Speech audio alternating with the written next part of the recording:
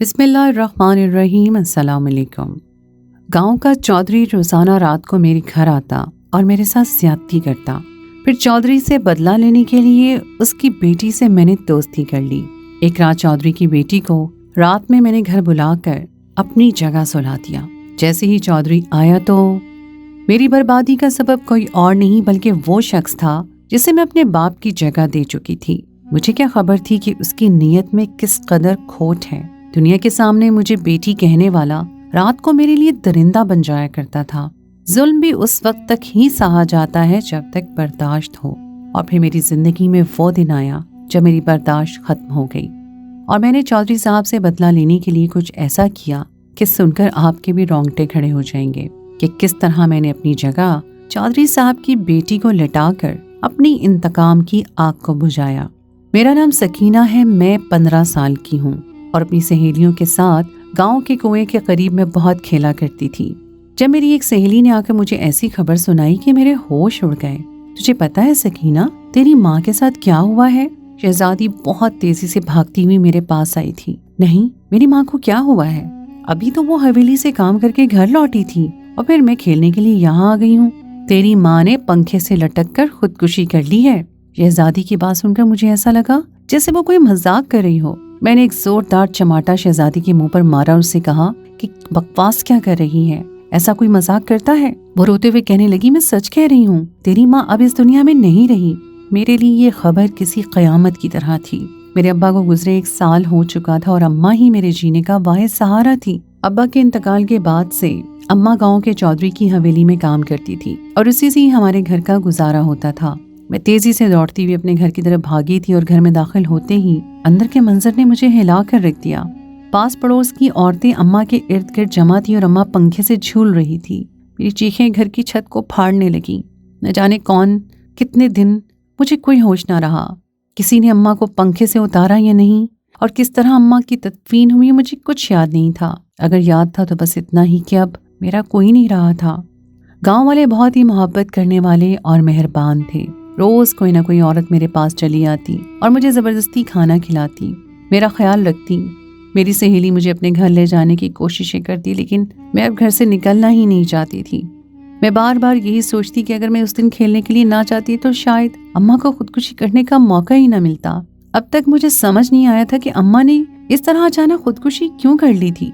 अब्बा की मौत के बाद जितने दिनों अम्मा इद्दत में नहीं थी, गाँव के चौधरी ने हमारा बहुत ख्याल रखा था और उसके बाद अम्मा को अपनी हवेली में काम भी दे दिया था। घर का गुजारा बहुत आसानी के साथ होने लगा था। चौधरी साहब बहुत ही नेक इंसान थे, वो हमारा बहुत ख्याल रखते थे। अम्मा भी हवेली में काम करके बहुत खुश थी, लेकिन पिछले कुछ अरसे से अम्मा हर रात तकिए पे लेटते ही आंसू बहाने लगती और अब्बा को याद करती रहती। मेरा और अम्मा का कमरा अलग अलग था, लेकिन अब्बा के इंतकाल के बाद से हम दोनों साथ सोने लगे। मगर कुछ अरसे से थोड़ी ही देर में अम्मा मुझे डांट कर मेरे कमरे में भेज दिया करती थी और खुद अपने कमरे में बंद हो जाती। मैं अम्मा के साथ सोना चाहती थी, लेकिन अम्मा ने साफ इनकार कर दिया था कि वो रात को अकेले ही सोएंगी। अम्मा के चेहरे पर हर वक्त ऐसा दुख नजर आता कि मैं परेशान हो जाती। अब्बा के मरने के बाद तो अम्मा काफी हद तक संभल गई थी और मेरे साथ खुशी खुशी अपनी जिंदगी गुजार रही थी, लेकिन न जाने अचानक ही अम्मा को क्या हो गया था। हर गुजरते दिन के साथ अम्मा का चेहरा पीला पड़ता जा रहा था।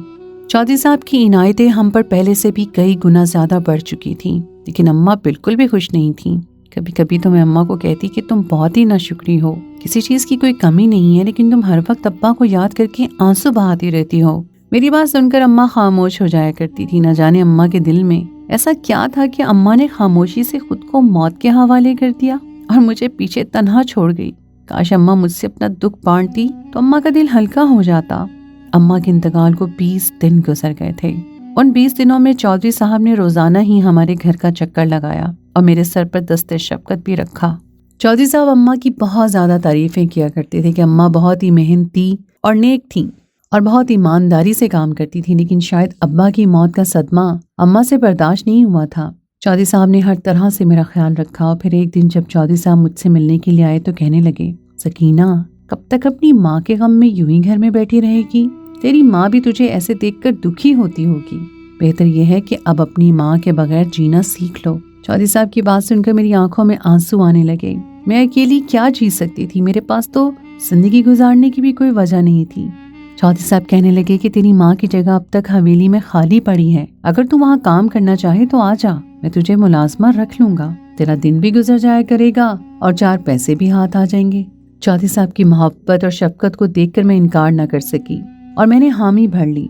पिछले कई दिन से मैंने हवेली में अम्मा की जगह संभाल ली थी, लेकिन शाम का अंधेरा होने से पहले ही मैं घर लौट आया करती थी। गांव में यूं भी ईशा के बाद पूरी तरह अंधेरा हो जाता था और कोई अपने घरों से बाहर नहीं निकलता था। चौधरी साहब की हवेली में काम करते हुए मुझे 4 दिन ही गुजरे थे कि एक रात चौधरी साहब ईशा की नमाज के बाद मेरे घर आए। उनके हाथ में कुछ थैलियां थी, मैंने उन्हें अंदर बुला लिया। वो मेरे कमरे में मेरे सामने चारपाई पे बैठ गए और थैलियां खोली तो उसमें गरम गरम खाना निकाला। कहने लगे, तू बहुत कमजोर होती जा रही है, अपना ख्याल नहीं रखती, इसीलिए मैं तेरे लिए रात का खाना ले आया हूँ। चौधरी साहब की मोहब्बत देखकर मैं खुश हुई। मैं उनके चेहरे पर अपने अब्बा के अक्स को ढूंढने लगी थी। वो मेरे अब्बा ही की उम्र के थे। मैं सोच रही थी कि अगर अब्बा जिंदा होते तो भी वो इसी तरह मेरा ख्याल रखते। चौधरी साहब ने मुझे खाना दिया और चले गए और मैंने सुकून से वो खाना खाया और आराम से सो गई। मैं दिल में चौधरी साहब के इखलाक से बहुत मरूब हो चुकी थी। अब मुझे समझ आया कि गांव के लोग क्यों चौधरी साहब की इतनी इज्जत करते थे। चौधरी साहब की हवेली बहुत ही बड़ी और खूबसूरत थी। मैं अंदर जाती तो हवेली की दीवारों के सहर में खो सी जाती। चौधरी साहब की बीवी किसी आर्जे में मुब्तला थी और वह बिस्तर पर पड़ी हुई थी।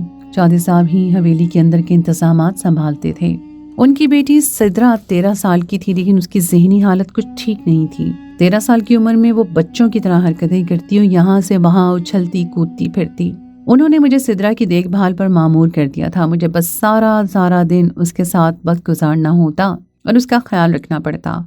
मेरे लिए काम बहुत ही आसान था। मैं भी सारा वक्त उसके साथ खेलती रहती थी। मेरी उससे बहुत अच्छी दोस्ती हो गई थी। चौधरी साहब अपनी बेटी से बहुत मोहब्बत करते थे। आते जाते वो एक नज़र सिद्रा पर डालते और उसके सर पर हाथ रखकर दुआएं देते। उन दोनों के दरमियान की मोहब्बत को देखकर मुझे भी अपने बाप की बहुत याद आती। चौधरी साहब सिद्रा के साथ साथ मेरे गालों को भी चूमते तो मुझे खुशी का एहसास होता। वो मुझे बहुत ज्यादा मुआवजा देने के साथ साथ मेरे घर का राशन भी डलवा देते और मेरी सारी ज़रूरतों का इंतजाम भी खुद ही किया करते थे। चौधरी साहब हर रात बाकायदगी से मेरे घर खाना लाने लगे थे। कई दफ़ा मैंने उन्हें मना किया, लेकिन वो कहते कि तुम बिल्कुल अपनी माँ जैसी हो। तुम्हारी माँ भी मुझे इसी तरह रोका करती थी, लेकिन मुझे तुम लोगों की मदद करके खुशी होती है। हवेली के माहौल में पूरी तरह रच बस गई थी और अब तो मुझे चौधरी साहब की भी आदत हो गई थी। रोजाना रात में खुद ही उनका इंतजार करने लगी। मैं अपनी सहेलियों के आगे भी चौधरी साहब की बहुत तारीफ करती थी। एक दिन वो खाना लेकर आए तो मुझे खाना देकर जाने के बजाय वो सुकून से मेरे कमरे में बैठ गए। मैं उनसे बहुत ज्यादा मानूस हो चुकी थी, इसलिए उन्हें अंदर बुलाने में भी मुझे कोई झिझक महसूस नहीं हुई थी। उन्होंने मुझे हाथ पकड़कर मोहब्बत से अपने बराबर में बिठाया और अम्मा की बातें करने लगे। वो कह रहे थे कि सकीना, तू भी अपनी माँ की तरह बहुत खूबसूरत और लंबी चौड़ी है। तुझे देखकर ये गुमान ही नहीं होता कि तू अभी सिर्फ 15 साल की है। तूने तो गांव की हसीन औरतों को भी मात देती है। उनकी बात सुनकर मैं खिल उठी थी। मैं जिस उम्र में थी उस उम्र में अपनी तारीफ सुनकर हर लड़की खुश हो जाती है। मेरी तारीफ करते करते वो मुझे अपने हाथ से खाना खिलाने लगे। मुझे उनके हाथ से खाना खाना कुछ अजीब लग रहा था, लेकिन इनकार करने की हिम्मत मुझ में नहीं थी, इसीलिए मैं खामोशी से खाना खाने लगी। मैं भूखी भी बहुत थी और इतना लजीज और गरम गरम खाना मैंने शायद पहली दफा ही खाया था। मुझे खाना खिलाने के बाद वो कहने लगे, सकीना, अब तू आराम से चारपाई पे लेट जा और सो जा, मैं यहीं बैठा हूँ। मुझे रोज तेरी फिक्र सताती है कि तू रात को किस तरह अकेली रहती होगी। उनकी बात सुनकर पहले तो मैं कुछ हैरान हुई, लेकिन फिर वो अचानक मेरे करीब आए। मैं 15 साल की हो चुकी थी और एक जवान लड़की को इतनी समझ तो होती ही है कि उसके करीब आने वाले मर्द की नीयत कैसी है। मुझे भी चौधरी साहब की नीयत कुछ ठीक नहीं लग रही थी। मैंने घबराते हुए चौधरी साहब से कहा कि मैं आराम से सो जाऊंगी, आप भी हवेली जाकर आराम कर लीजिए, आपको भी सवेरे सवेरे उठना होता है। वो मुस्कुराते हुए कहने लगे कि वाकई मैं बहुत ज्यादा थकन महसूस कर रहा हूँ और सुकून चाहता हूँ, लेकिन तेरी चादराइन मुझे ये सुकून नहीं दे सकती। जब तक तेरी माँ जिंदा थी वो मैं उससे सुकून हासिल कर लिया करता था, लेकिन फिर तेरी माँ चल बसी। मुझे खुश करके उसे बहुत ही बुरा लगता था और इसीलिए शायद उसने खुदकुशी कर ली।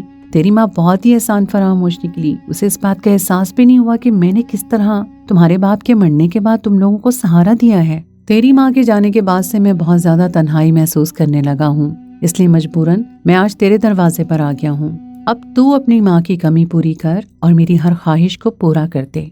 उनकी ये बात सुनकर मेरे रोंगटे खड़े हो गए थे। उनकी बातों का मतलब मुझे अच्छी तरह समझ आ रहा था, लेकिन मेरे लिए इस बात को कबूल करना बहुत मुश्किल था। वो मेरे बाप की जगह थे और मैं सोच भी नहीं सकती थी कि उनके दिल में मेरे लिए ऐसे जज्बात होंगे। मेरी माँ की मौत के पीछे कोई और नहीं बल्कि चौधरी साहब थे। मेरी माँ उनकी गलत हरकतों से तंग आकर जिंदगी गंवा बैठी थी। अब मुझे समझ आ रहा था कि अम्मा रात को मुझे अलग कमरे में क्यों भेज दिया करती थी और उनके पीले पड़ते चेहरे के पीछे क्या वजह थी। ये सोचकर ही मुझे चौधरी साहब से घिन महसूस हो रही थी कि बाहर नेक और पारसा नजर आने वाला शख्स अंदर से किस कदर स्याह और बदकार है। चौधरी साहब जैसे जैसे मेरे करीब आ रहे थे मेरा सांस रुकने लगा। मैं मजाहमत करने लगी तो उन्होंने अपने होंठों पर उंगली रखकर मुझे खामोश रहने का इशारा किया। वो मेरे कान के करीब आकर सरगोशी के अंदाज में कहने लगे कि अगर तूने शोर मचाया तो मैं तुझे सारे गांव के आगे बदकिरदार साबित कर दूंगा। गांव वाले मेरी शराफत को अच्छी तरह जानते हैं और तेरी अम्मा की खुदकुशी भी उनसे पोशीदा नहीं है। मैं गांव वालों को बताऊंगा कि तेरी माँ ने अपने काले करतूतों की वजह से खुदकुशी की थी और तू भी उसी रास्ते पे चल पड़ी है। गांव वाले मेरी हर बात पर यकीन करेंगे और तुझे पत्थर मार मार कर इस गांव से बाहर निकाल देंगे। चौधरी साहब की बात सुनकर मेरी आंखों से आंसू बहने लगे और मुझे पूरी तरह धमका रहे थे और मुझे उनसे खौफ महसूस हो रहा था। उसके बाद जो कुछ चौधरी साहब ने मेरे साथ किया वो मैं खामोशी से सहती चली गई, क्योंकि इसके सिवा मेरे पास कोई चारा नहीं था। ना ही सर पर बाप का साया था और ना ही अम्मा का। मैंने तो चौधरी साहब को अपना बड़ा माना था, लेकिन मुझे क्या खबर थी कि वही मेरी इज्जत के दुश्मन निकलेंगे। मैं यही समझती रही थी कि वो मुझे इसी नजर से देखते हैं जिस नजर से सिद्रा को, मगर हकीकत तो आज खुलकर सामने आई थी। सारी रात मैं चौधरी साहब के जुल्म का निशाना बनी रही थी और फजर से कुछ देर पहले वो खामोशी से मेरे घर निकल गए। मैं बिल्कुल अपनी अम्मा की तरह ही तकिए पे आंसू बहा रही थी और आज मुझे अम्मा का कर्ब और उनकी खुदकुशी की वजह समझ आ गई थी। अगली सुबह मेरी हवेली जाने की हिम्मत नहीं थी, मैं अपने घर में बंद थी। लेकिन कुछ देर बाद ही चौधरी साहब का खास मुलाजिम मुझे बुलाने के लिए आ गया। मैंने ये कहकर साफ इनकार कर दिया कि मेरी तबीयत ठीक नहीं है और मैं हवेली नहीं आ सकती। वो कहने लगा, सोच ले सकीना, अगर तू खुद से नहीं चलेगी तो चौधरी साहब खुद तुझे लेने के लिए आएंगे। उसके अंदाज बता रहे थे कि चौधरी साहब की हर हरकत से वो पूरी तरह वाकिफ है। उसके अंदाज में जैसी धमकी थी वो मैं अच्छी तरह समझ रही थी। चारों नाचार में उसके पीछे चल पड़ी। चौधरी साहब हवेली की बैठक में बैठे थे। मुझे देखते ही मुस्कुराकर कहने लगे कि सकीना, छुट्टी के बारे में सोचा भी मत कर। तू नहीं आती तो मेरी धी सिद्रा का दिल नहीं लगता। चौधरी साहब उठकर मेरे करीब आए और मेरे गालों को खींचते हुए कहने लगे, आज तू बहुत ही निखरी और पहले से ज्यादा खूबसूरत लग रही है। मैंने उनके हाथ को झटका दिया और सिद्रा के कमरे की तरफ भागी। पीछे से उनका कहकहा बुलंद हुआ था। सारा दिन बहुत ही बेदिली से मैं सिद्रा के साथ उसके कमरे में ही रही। मेरे आगे पीछे हंसती हुई खेलती रही। रात का एक एक पल मेरी आंखों के सामने लहरा रहा था और मुझे अपने वजूद से भी नफरत महसूस हो रही थी। शाम होते ही मैं घर चली आई, खुद को घर में कैद कर लिया। मैंने सुबह से कुछ भी नहीं खाया था। मुझे ये सोचकर ही खौफ महसूस हो रहा था कि कहीं चौधरी साहब दोबारा मेरे घर की दहलीज तक ना आ जाएं। मेरा ये खौफ सच साबित हुआ और वो दरवाजा जोर जोर से बजने लगा। मैंने दरवाजा नहीं खोला, दरवाजे के साथ लगकर खड़ी हो गई। खौफ के मारे मेरा सारा जिस्म कांप रहा था। चौधरी साहब की आवाज आई कि सकीना, अगर तूने दरवाजा नहीं खोला तो मैं दरवाजा तोड़ दूंगा और सारे जमाने को बताऊंगा कि तू बंद दरवाजे के पीछे मेरे मुलाजिम के साथ रंगरलियां मना रही थी। चौधरी साहब की बात सुनते ही मैंने फौरन दरवाजा खोल दिया और वो अंदर चले आए। अब फिर मुझे जबरदस्ती खाना खिलाने के बाद मनमानियां करने लगे। सारी रात मैं अंगारों पर लौट कर गुजारती रही और सुबह के वक्त वो दोबारा वापस चले गए। उनको तो खुली छूट मिल गई थी और वो जब चाहे जैसे चाहे मुझे इस्तेमाल करने लगे थे। हर रात बेखौफ मेरे घर चले आते और सारी रात मेरे साथ गुजारते। मैं पिछले 1 महीने से उनकी हवस का निशाना बन रही थी और अब मेरी बर्दाश्त खत्म हो चुकी थी।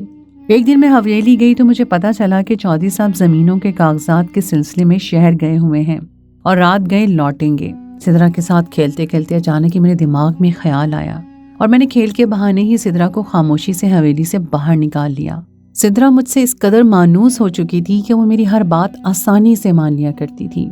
मैंने उसे अच्छी तरह चादर उड़ा दी थी ताकि गांव वाले उसे पहचान न सकें और थोड़ा अंधेरा होने के बाद उसे हवेली से निकाल कर अपने घर ले आई थी। सिद्रा मेरे घर आकर बहुत खुश थी क्योंकि पहली दफा वो हवेली से बाहर निकली थी। चौधरी साहब उसकी ज़हनी हालत की वजह से उसे कभी हवेली से बाहर नहीं आने देते थे।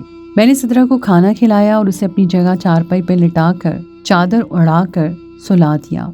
जानबूझकर मैंने घर के दरवाजे की कुंडी नहीं लगाई और दरवाजा थोड़ा सा खुला रहने दिया।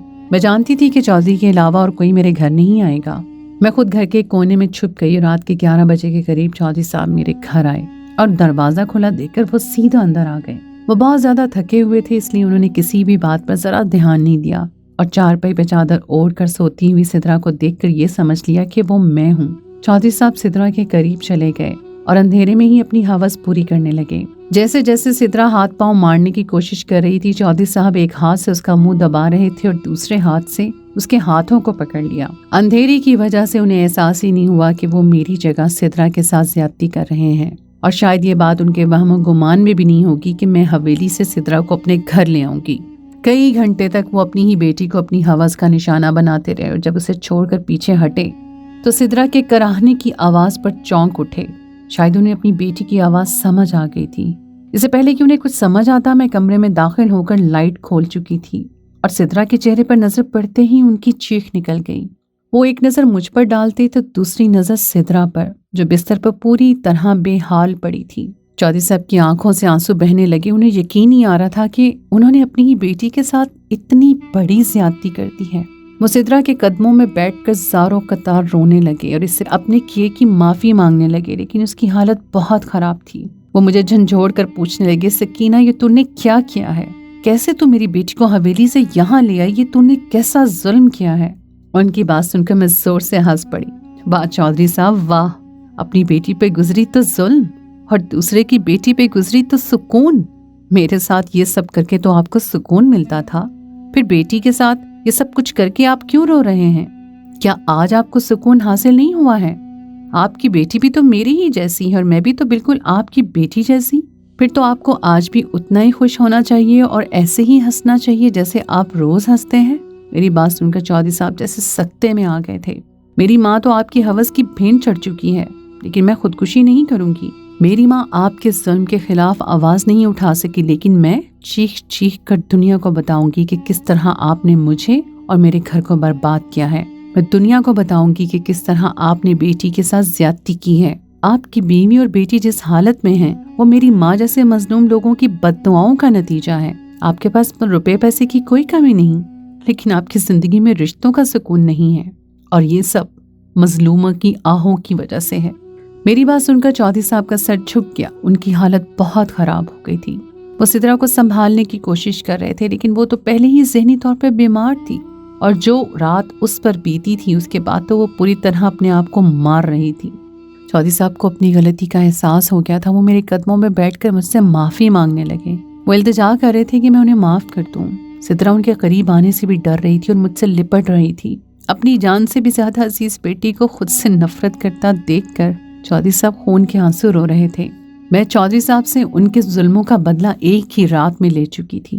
मैं जानती थी कि जो कुछ मैंने सिद्रा के साथ किया वो ठीक नहीं है, लेकिन चौधरी साहब को अपने जुल्म का एहसास दिलाने के लिए शायद यही एक रास्ता था। सिद्रा मुझसे लिपटी हुई थी और चौधरी साहब मेरे कदमों में बैठे हुए थे।